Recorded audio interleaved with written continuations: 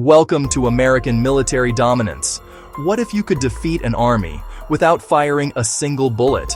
What if you could win a war, not with huge explosions, but with absolute, deafening silence? The Pentagon is racing to build a revolutionary new capability designed to do just that. It's a system based in space that could potentially blind an enemy's military, rendering their ships, tanks, and soldiers deaf and blind on the battlefield. This isn't science fiction anymore.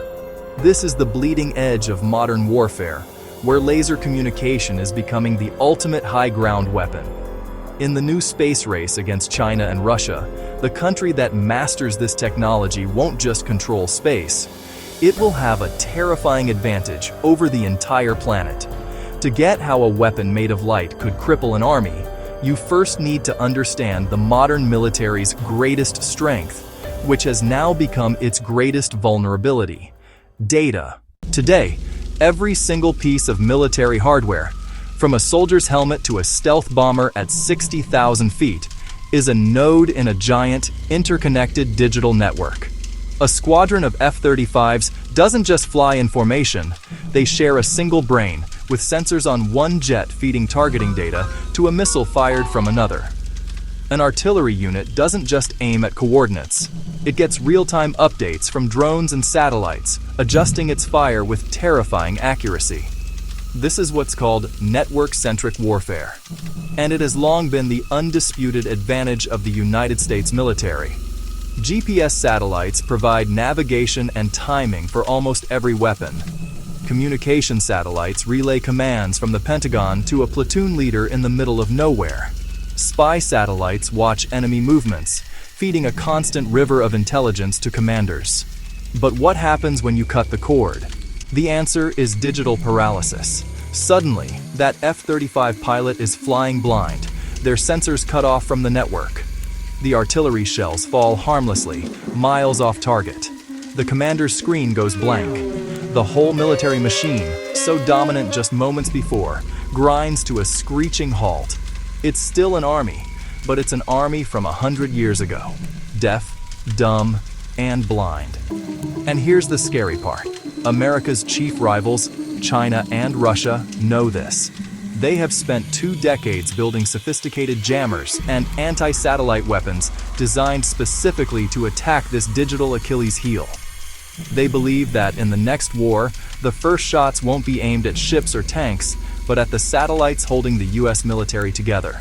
For years, the Pentagon has been desperate for a way to counter this, to build a network that's not just powerful, but truly resilient. And now, they think they've found it. The solution coming from the US Space Force isn't a bigger missile or a faster jet. It's a network forged from light itself. The official name is optical communications, or laser comms, and it's a massive jump from the traditional radio frequency, RF systems that have powered militaries for a century. Think of it like this. RF is like shouting in a crowded, noisy room. The signal spreads everywhere. It's easy for people to eavesdrop, and it's even easier for someone else to just shout louder and jam your message. Laser comms, on the other hand, are like whispering a secret directly into someone's ear from a mile away. The tech uses focused beams of infrared light to send data. Because these beams are incredibly narrow, they are almost impossible to detect, intercept, or jam. This gives them a level of security that RF systems can only dream of. But that's not all. Lasers carry way more data. While RF links are measured in megabits, laser comms are measured in gigabits, and soon, terabits. Early NASA experiments already prove the concept, beaming data from deep space at incredible speeds. For the military, this means sending massive files, like high-resolution satellite images or live video from thousands of drones in an instant. This technology also helps solve that vulnerability problem. Instead of relying on a few huge, expensive satellites in high orbits, the Space Force is building a proliferated network in low Earth orbit. This is the vision of the Space Development Agency, or SDA, and its Proliferated Warfighter Space Architecture, PWSA. Imagine a giant mesh network of hundreds, or even thousands, of smaller, cheaper satellites, each with laser terminals. If an enemy takes out one satellite, the data just instantly reroutes through another one, just like the internet. The network is designed to heal itself. This isn't just a PowerPoint presentation. The pieces are being built right now. In May 2025, the Pentagon moved to the second phase of its Enterprise Space Terminal (EST) program, awarding contracts to defense giants CACI, General Atomics, and Viasat to build the standardized laser terminals that will become the nodes of this new military internet in space. This will form the backbone of what the Pentagon calls MILNET. On December 27, 2025, the U.S. Space Force announced a partnership with SpaceX to begin deploying this dedicated military constellation of roughly 480 satellites. The first launches are expected in mid-2026, with the goal of having an initial operating capability by late 2027. It's a light-speed fortress designed to ensure that no matter what an enemy throws at it, the data gets through. This technology is rapidly moving from theory to reality.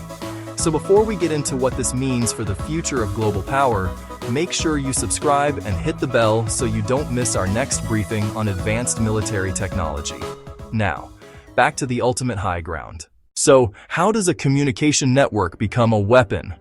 This is where the strategy pivots from defense to offense. The same properties that make lasers great for secure communication can be turned against an adversary to achieve devastating effects without firing a shot. It's a concept known as a non-kinetic attack. An enemy military, just like the US, depends on its assets in space. Chinese and Russian satellites are the eyes and ears for their forces. They provide intelligence, surveillance, reconnaissance, and communication. But here's the thing about eyes. They rely on sensitive optical sensors to see, and those sensors have a critical weakness. They can be blinded by focused light. You don't need a Death Star super laser to destroy a satellite. A much lower power laser, aimed with precision, can dazzle the sensitive optics of an enemy spy satellite, overwhelming its sensors with light and rendering it temporarily blind. The satellite isn't physically destroyed, it's just switched off. Do this to an entire constellation of enemy satellites, and you've effectively blinded their entire military. Their commanders can't see the battlefield. Their long-range missiles lose their guidance. Their soldiers lose contact with headquarters. You've plunged them into a state of digital chaos, unable to coordinate, unable to see, and unable to fight back effectively. It's a strategic checkmate before the first shot is even fired. Mastering this capability is a huge priority for the Space Force. And one of the key testbeds for these ideas is one of the most mysterious craft in the U.S. inventory, the X-37B spaceplane. This robotic plane has flown multiple missions to experiment with future space capabilities. Unclassified objectives for its 8th mission, launched in August 2025, include advanced demonstrations of high-bandwidth laser communications, testing how to securely link up with different satellite networks, and proving out the tech needed to build an operational system. This is the ultimate high ground. The ability to reach out from orbit and turn off an enemy's lights, not with a bomb, but with a silent beam of light. It's a reusable, unlimited ammunition capability that's far less escalatory than a physical anti-satellite missile, but in some ways, much more powerful. This kind of capability is fundamentally changing the rules of war. For centuries, military power was all about kinetic force. The size of your bombs, the range of your cannons, the speed of your jets. This new era of warfare will be defined by information dominance. The most powerful nation won't be the one that makes the biggest boom, but the one that controls the flow of data. This adds a whole new, dangerous layer to global strategy.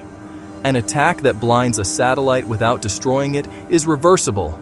It gives world leaders a powerful tool that sits below the threshold of all-out war. It's a way to send signals, impose costs, and gain a tactical edge without starting a conflict you can't walk back from. But it's a very dangerous game. As the US perfects this technology, you can bet that China and Russia are racing to develop their own laser networks and, just as importantly, countermeasures. They're working on hardening their satellites, developing new filters for their sensors, and of course, building their own laser systems to use against American assets. The space race isn't a peaceful competition anymore. It's a quiet, high-stakes military contest to build and control the digital battlefield of the next war. The next World War might not start with a surprise attack on a naval fleet or an airbase. It could begin with a silent, invisible flicker in orbit as beams of light crisscross the heavens. The nation that has built the most resilient laser network and has mastered the art of using it to control the information domain will hold the ultimate power. The race for space is no longer about planting flags and footprints. It's about building an invisible fortress in orbit from which you can silently control every battlefield on Earth. The future of war won't be loud. It will be a sudden, deafening silence. So what do you think? Does this technology make war less likely by offering non-destructive options, or does it make conflict even more dangerous by lowering the bar for an attack? Let us know your thoughts in the comments below. Thank you for watching American Military Dominance, and don't forget to like and subscribe below. We'll see you next time.